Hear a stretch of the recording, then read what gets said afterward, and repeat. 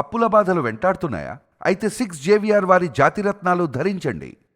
Right, break news వస్తున్నాం. మనం TV screen పై software Tejaswini కేసులో బిగ్ ట్విస్ట్ జరిగింది. తేజస్విని ప్రాణాలు తీసుకున్న చెరువుగట్టు దగ్గర రావి చెట్టుపై పిచ్చి రాతలు దర్శనమిచ్చాయి. నువ్వు నాతో ఎప్పటికీ ఉంటావని ఊహించుకున్నా, కానీ నువ్వు ఇలా మధ్యలోనే వదిలేస్తావని అనుకోలేదంటూ తేజస్విని కోల్పోయిన తన ప్రియుడు రాసిన మాటలు ఇప్పుడు కలకలం రేపుతున్నాయి. ఇప్పుడు ఆ ప్రియుడు ఎవరైనా దానిపై పోలీసులు ఎంక్వైరీ చేస్తున్నారు. ఇప్పటికే సాఫ్ట్వేర్ తేజస్విని కేసులో అత్యంత విచిత్రమైన ఘట్టం ఇప్పుడు వెలుగులోకి వచ్చింది. చెరువులో దూకి అనంతలోకాలకు వెళ్ళిపోయిన తేజస్విని ఆవిడ చనిపోయే ముందు ఒక గుడిలోకి వెళ్ళి అమ్మవారి విగ్రహంతో పాటు అమ్మవారి చీర దొంగిలించినట్టు కూడా సీసీటీవీ ఫుటేజ్లో వెళ్ళింది. సో ఇప్పటికీ స్టిల్ ఆ విగ్రహం కోసం అసలు ఆ చీర ఎక్కడన్నా కనిపించే అవకాశం ఉందంటూ కూడా పోలీసులు వెతుకుతున్న పరిస్థితి. అండ్ తేజస్విని తన క్లాత్స్ విప్పేసి అదైతే అంటే వివస్త్రగా మారి ఆ సమీపంలోని గుడికి వెళ్ళి తర్వాత ఏదైతే ఆ సీసీటీవీ ఫుటేజ్ విజువల్ బయటకు వచ్చిన తర్వాత చాలామంది ఒక కన్క్లూడ్కి వచ్చారు. అంటే ఈ కేసులో ఆ అమ్మాయిని ఎవరో వేధించారు, సో దానికోసమే ఆ అమ్మాయి బాగా ఎక్స్ట్రీమ్ అయిపోయి ఇలాంటి డెసిషన్ తీసుకుంది అని. సో కొన్ని డాట్స్ మనం కనెక్ట్ చేసుకుంటే, సో తాజాగా అంటే ఇన్నాళ్ళు అవుతుంది, సో ఇన్నాళ్ళ నుంచి ఒకే ఒక క్లూ ఏంటంటే, ఏదైతే ఆ అమ్మాయి లాస్ట్గా డిసప్పియర్ అయిన ప్లేస్ నుంచి రావి చెట్టు దగ్గర నుంచి ఆ యొక్క చెరువు పక్కన ఉన్న రావి చెట్టు అరుగు మీద నువ్వు ఇలా వెళ్ళిపోతావని ఎక్స్పెక్ట్ చేయలేదు అనే మాటలు ఇప్పుడు చాలా కలకలం రేపుతున్నాయి. అంటే వాస్తవానికి పర్టికులర్గా అదే ప్లేస్లో ఉండటానికి సంబంధం ఏంటి? ఎందుకంటే ఎక్కడి నుంచో వైజాగ్ లాంటి ఒక ప్రాంతం నుంచి ఎక్కడో ఆంధ్ర నుంచి వచ్చారు. అండ్ ఇక్కడ పర్టికులర్గా ఫిరాజీగూడలో ఉండటానికి అండ్ ఏదైతే వీళ్ళు మళ్ళీ హోమ్ స్టే తీసుకోవడం, ఒక రోజుకి 3,000 పెట్టి ఆల్మోస్ట్ పర్ మంత్కి 1 lakh అవుతుంది వీళ్ళ ఖర్చు ఓన్లీ. అంటే even including food and maintenance మొత్తం వాళ్ళు వేసుకుంటారు, ఒక పీజీ లాగే. కానీ ఒక సపరేట్ ఇల్లు ఉంటుంది అనమాట. సో ఇలాంటి నేపథ్యంలో చాలామంది వాళ్ళ అమ్మని కూడా అనుమానించారు. అయితే స్థానికులు చెప్తుంది ఏంటంటే మొదటి నుంచి కూడా అసలు తేజస్విని ఆ అమ్మాయి అనంతలోకాలకు వెళ్ళిపోయిన తర్వాత ఎక్కడ కూడా వాళ్ళ అమ్మ కనీసం అంటే కనీసం కూడా ఏడవలేదు, తన కంట కన్నీళ్లు రాలేదు అని చెప్పి చాలా గట్టిగా మాట్లాడుతున్నారు.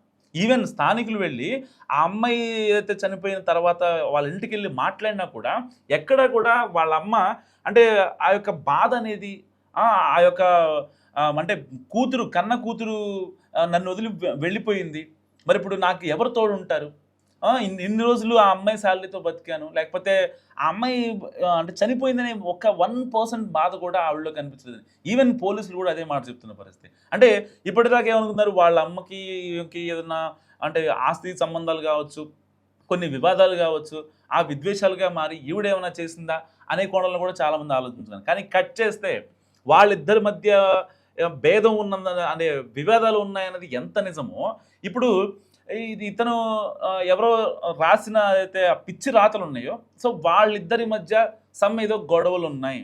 అంటే ఆ గొడవల వల్లే ఆ అమ్మాయి అనంతలోకాలకు వెళ్ళిపోయింది అనేది ఇప్పుడు ప్రాథమికంగా నిర్ధారణ చేసుకుంటున్న పరిస్థితి. సో మరి ఇలాంటి నేపథ్యంలో సీసీటీవీ ఫుటేజ్లో నిజంగా ఆ అబ్బాయి ఇంత బాధపడుతున్నాడంటే, సో ఏదో ఇన్నోసెంట్ అన్న అయి ఉండాలి, లేదంటే అతను ఎక్స్ట్రీమ్గా ఉండే అవకాశం అయి ఉండాలి. అతన్ని సేవ్ చేయడం ఎలాగూ ఈవిడ అనంతలోకాలకు వెళ్ళిపోదామని ఫిక్స్ అయిపోయింది కాబట్టి అతన్నైనా సేవ్ చేద్దామని ఏదైతే కొన్ని ప్రూఫ్స్ ఉన్నాయో వాటిని అరెస్ట్ చేసిందా? ఎందుకంటే దాదాపుగా 4-5 రోజుల క్రితం ఎప్పుడైతే అంటే ఇలాంటి ఎక్స్ట్రీమ్ డెసిషన్స్ తీసుకునే వాళ్ళ మైండ్ సెట్ ఎలా ఉంటుందంటే, అంటే యాజ్ పర్ సైకాలజిస్టులు చెప్పేదాని ప్రకారం ఏంటంటే, ఆల్రెడీ వాళ్ళు ఒక ఎక్స్ట్రీమ్ డెసిషన్ తీసుకున్న తర్వాత అంటే ఏదర్ హ్యాంగ్ కావచ్చు, ఏదైనా అనంతలోకాలకు వెళ్ళిపోవాలి అనే ఒక డెసిషన్ తీసుకుంటే వాళ్ళు అందరితో చాలా హ్యాపీగా సాఫ్ట్గా మూవ్ అవుతారు.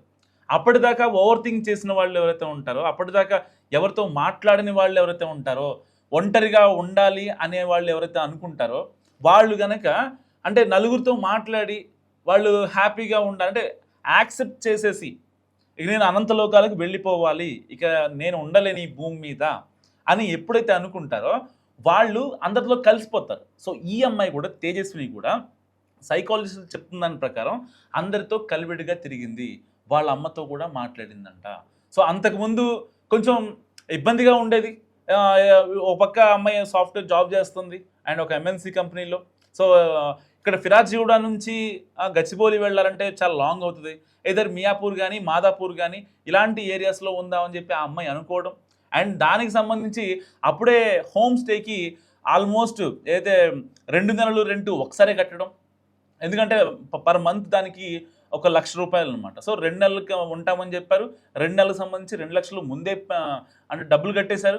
అండ్ దాని తర్వాత అక్కడ నుంచి ఈఎంఐ ట్రయల్స్ చేసుకుంటుంది. అండ్ మియాపూర్ వెళ్ళి అక్కడ రూమ్ చూసుకోవడం, ఇలాంటివన్నీ త్వరగా జరిగిపోతున్నాయి. కానీ సరిగ్గా మరి ఆ 2 రోజుల్లో ఏం జరిగింది? సరిగ్గా ఆ అమ్మాయి అనంతలోకాలకు వెళ్ళిపోదామని ఫిక్స్ అయిపోయిన తర్వాత ఆ అబ్బాయి ఎవరు అనేది ఇప్పుడు ఆసక్తికరంగా మారింది. ఎందుకంటే ఈ కేసులో ఇన్నాళ్లుగా ఆ అమ్మాయి అసలు ఎందుకు అంటే క్లాత్స్ లేకుండా ఎందుకు తిరిగింది, అసలు గుళ్ళోకి వెళ్ళి అమ్మవారి నగలు కావచ్చు, అమ్మవారి విగ్రహం కావచ్చు, ఇవన్నీ తీసుకుని వెళ్ళడానికి కారణం ఏంటి, ఇంకేమన్నా క్షుద్ర పూజలు జరిగాయి అనే కొండలు కూడా చాలామంది మాట్లాడుకున్నారు. ఈవెన్ ఎక్కడైతే వాళ్ళు ఉంటారో ఆ స్థానికులు కూడా ఒకటే చెప్పారు. సో అమ్మ కూతురు ఎవరైతే ఉన్నారో వీళ్ళిద్దరు ఇంట్లోకి వెళ్తే తలుపేసుకుంటారు తప్ప అసలు కనీసం బయటికి కూడా రారు, ఎవరితో మాట్లాడరు. అంటే గట్టిగా కేకలు వస్తూ ఉంటాయి, అరుపులు వస్తూ ఉంటాయి వాళ్ళ ఇంటి దగ్గర నుంచి మాట్లాడుకున్నారు. అంటే చూస్తే అంటే వాళ్ళు చెప్పిన దాని ప్రకారం అండ్ ఈవిడ కళ్ళంటి నీళ్ళు కూడా రాని ప్రకారం మనం మాట్లాడుకుంటే జనరలైజ్గా మాట్లాడుకుంటే సో వాళ్ళిద్దరి మధ్య ఏదో సంథింగ్ ఇష్యూస్ ఉన్నాయి. ఆ ఇష్యూస్తోనే వాళ్ళు అక్కడి నుంచి ఇక్కడ రావడం జరిగింది. అండ్ పర్టికులర్గా ఈ ఏరియాలో ఉండడానికి కారణం దేనికి అనేది కూడా ఇప్పుడు అర్థం కాని సిచ్యువేషన్. అండ్ కట్ చేస్తే ఇప్పుడు ఈ కేసులో కీలకంగా మారిన ఆ పిచ్చి రాతలు అయితే ఆ రావి చెట్టు దగ్గర కొన్ని పిచ్చి రాతలు రాశారు. మరి ఆ రాతలు రాసింది ఎవరు? నిజంగా ఒకవేళ అతను వాళ్ళ బాయ్ ఫ్రెండ్ ఎవరన్నా ఉండి అంటే వాళ్ళిద్దరికి గొడవలు అయినాయి కాబట్టి అతను అక్కడే వెళ్ళి రాస్తే ఆ అమ్మాయి ఆత్మ శాంతిస్తుందని చెప్పి రాశాట, లేకపోతే ఇంకేమన్నా జరిగిందా అనే కోణంలో కూడా ఇప్పుడు పోలీసులు విచారిస్తున్నారు. సో స్టిల్ ఇప్పటికైతే ఏదైతే అమ్మాయి తీసుకెళ్ళిన అమ్మవారి విగ్రహం కావచ్చు అండ్ అమ్మవారి చీర కావచ్చు ఎక్కడా కూడా దొరకలేదు. సరే చీర అంటే ఆ పక్కన ఏమన్నా వరదకి కొట్టుకుపోయిందా, లేకపోతే ఆ కింద మడ్లో పేరుగిపోయిందా, అంటే మడ్ అంటే బురద, ఆ బురదలో పేరుగిపోయిందా అనేది ఇంకా తేలాల్సి ఉన్న అంశం. కానీ ఆ విగ్రహం మాత్రం ఇంకా దొరకలేదు. సో స్టిల్ ఇప్పటికీ అక్కడున్న స్థానికులు వీళ్ళు కొంచెం గట్టిగా కేకలు వేస్తారు, అరుస్తారు, రోజు గొడవలు అవుతూ ఉంటాయి, ఏంటో అర్థం కాదు, కొంచెం డిఫరెంట్ వ్యవహారంలాగా ఉంది వీళ్ళని చెప్పి స్థానికులు ఎప్పటి నుంచో మాట్లాడుతున్నారు. ఎప్పుడైతే ఆ అమ్మాయి అనంతలోకాలకు వెళ్ళిందో అప్పటి నుంచి వాళ్ళకి ఆ అమ్మాయి వాళ్ళ తల్లి గురించి వాళ్ళు అనుమానం వ్యక్తం చేస్తున్న పరిస్థితి. మరి ఇలాంటి నేపథ్యంలో ఆ సెకండ్ ఫ్లోర్లో కొన్ని ఇల్లీగల్ యాక్టివిటీస్ జరుగుతాయని అలాంటి కొన్ని రూమర్స్ క్రియేట్ చేసే ప్రయత్నం చేశారు.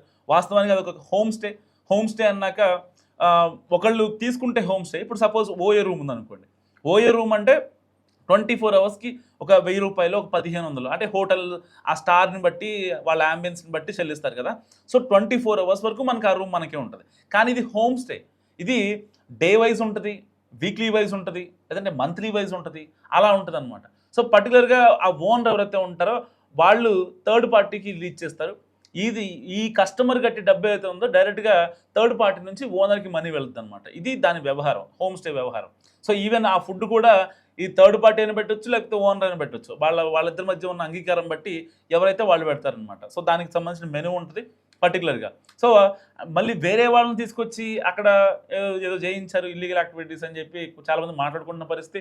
వాస్తవానికి ఒకవేళ చేయించాలి అంటే వీళ్ళిద్దరే చేయాలి తప్ప వేరే పర్సన్ చేయడానికి అక్కడ ఇల్లీగల్ యాక్టివిటీస్ అవ్వదు. ఎందుకంటే వాళ్ళకిద్దరికి మాత్రమే ఆ రూమ్కి సంబంధించి యాక్సెస్ ఉంటుంది.